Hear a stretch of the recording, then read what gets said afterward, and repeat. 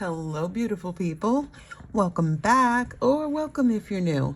My name is Anita, and I'm coming at you today with my top 5 pen and ink pairings of the winter of 2024 through 2025. Let's get into it. Okay, well, let me tell you how I got here. It was a little bit more scientific than the last time I did a video of my favorite pairings of a season as opposed to the year. Even it's different than that. Even it's different. Okay, Anita, it's even different than that. What I did was I rated my pens on a scale of 1 through 10, with 1 being the worst and 10 being the best. And I looked at 3 categories, and those are the categories that just kind of make my mental health happy. Those categories are the comfort of the pen, the visual pen and ink pairing, and the flow of the ink. Now, the difference that I did when I was coming up with the numbers is I weighted the categories. What was most important versus what was least important. And for me, the visual pairing is the most important. If I don't like the way the pens and inks go together, even as a lineup for a month, especially when I do that, it just doesn't feel as good. And for me, it's all about the feelings. That's why I do what I do, and that's my journey. Yours can be different. It's your journey. So you do you, and this is my thing. So visual pairings get the heaviest weight. That's 50% of their score. The next highest category is the flow of the ink, and that gets 30% of the score. And the comfort of the pen gets 20%, because I can work around comfort issues. Like if it's a tiny pen, I will use it in situations where I just take short notes or jots or lists, not heavy duty writing sessions or journaling. And if the pen's slightly big, same thing. But if it has a sweet spot, I'm more likely to reach for it. And if it looks beautiful with the ink flowing out of the pen of whatever color, I'm more likely to reach for it. And if the ink flows well, I'm more likely to reach for it. So those are the categories I've used. I will put the scores of the pens on the screen, and we'll go in reverse order, starting with number 5. This was fun to do. Once I decided how I was going to rate them, I really totally enjoyed it. And that's more of how my brain works, to be honest. For the first almost 2 years of my journey, it's been all strictly feelings. I don't care how many pens. I don't care about any of it. I just want to feel good when I pick it up. And I still want to feel good, but there are things that are important, not equally, but still important. The first pen is the Asvine P20. This pen has a medium nib and was inked, and is currently inked, with Pilot Iroshizuku Kosumosu. And visually, I love the pairing. I just liked picking it up, and I knew what my experience was going to be like, and it was predictable every time. The highest rating category for this pen was both the comfort and the flow of the ink. The visual was slightly lower. It's not an expensive pen, but I still like it, and I like the pairing, and that's how it made the list. Number 4. The Esterbrook Estie in Cobalt. This pen has a stub nib and is still inked with Diamine Nightfall. This is my first stub nib Estie, and I love it. And Nightfall has been fun to write with. I am just currently writing it dry. I need to put it in front of me where it will be more easily written dry. Yeah, I think I need to do that because there's really not much ink left in here. But I totally enjoyed this Estie stub. It was just so great. I love the way the pen looks. Honestly, I think I would have enjoyed a different shade of blue more, but I loved the way it felt to write with it so much. And the color, while not my ideal, was still good. It still matched, and I love that about it. So it's going to be when I ink up the pen again, I may use a more obviously blue ink as opposed to one that leans so dark. But this was good, and this ink does have a shimmer too. So that is number 4.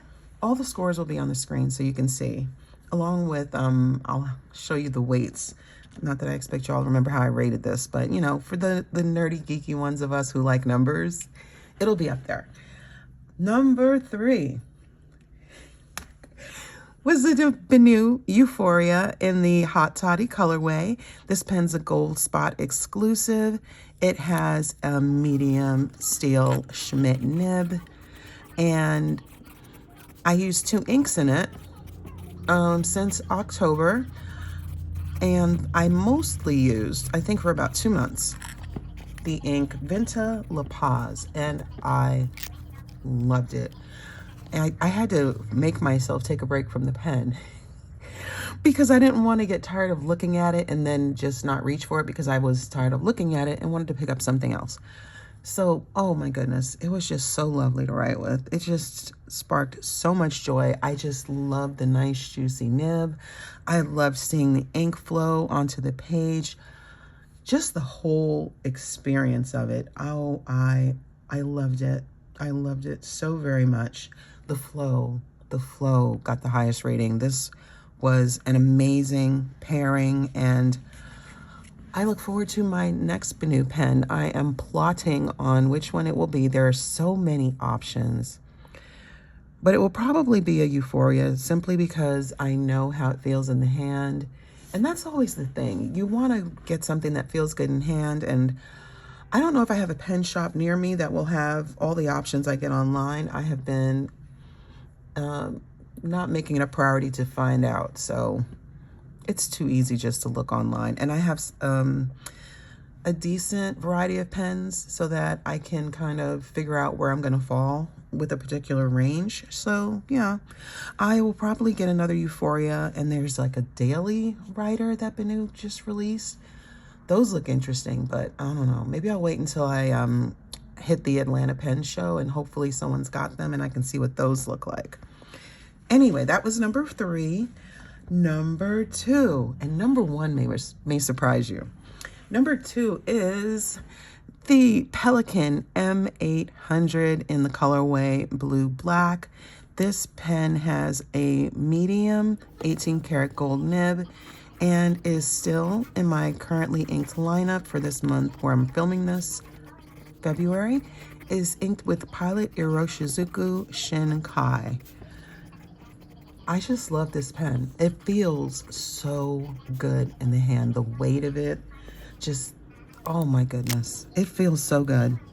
The size is just, for me, just slightly south of perfect. I would like it just a little bit bigger. And honestly, I don't know if Pelikan makes that pen for me, because what I realized is when I tried out the different size pens at the pen show that I attended last year, that the sweet spot for me was probably a little bigger than the M800 and maybe a little smaller than the M1000. So I'm flexible though. I can work with it.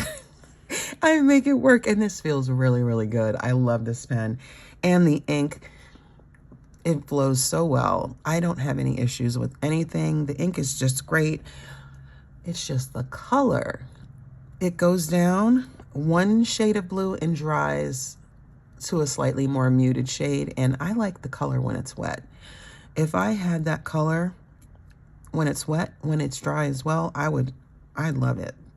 But I like it. I really like it, and that's why the ink is still in the pen. It's just about dry, and then I'm going to put in something that might shake me to the core, but I'm going to do it anyway. It's not going to match. And number one, can you guess? I bet you can. I bet you can guess.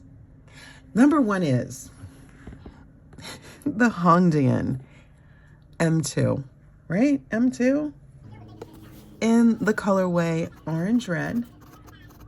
And this pen has a medium nib and was currently inked with Pilot Iroshizuku Fuyu Gaki. What a beautiful, beautiful pairing for the Lolo. I got an ink sample from Van Ness Pens. I got the pen from Amazon. My daughter picked the color because I was going to get brown, but she's like, no, get that one. It's really pretty. And like, you know, I'm glad I listened. The pairing though, oh my gosh, it's beautiful. It's just so beautiful. I loved every minute of writing with this combination. The only thing that I downgraded the pen on, if you want to call it a downgrade, was the comfort, because it's a little on the small side for me. But honestly, the joy I felt, yeah, the grip section's a little small. If it was more the size of the pen up here by the cap, that would be it. Something, yeah, something more like that. But the color and the writing was just so good. This pen just slightly edged out the M800 just because of the color, the visual. The visual is what sparks all the joy for me and what keeps me coming back. And I came back to this pen so much. I wrote it dry. It was wonderful. It was just so great. And of course, it does not hold as much ink as this piston filler, but you know, I loved it. So these are my top 5 pens for the winter of 2023 in order from my very most favorite to write with to my least favorite of the top 5 pens of the season. Thanks so much for stopping by for another video. I will see you in the next one. Take care.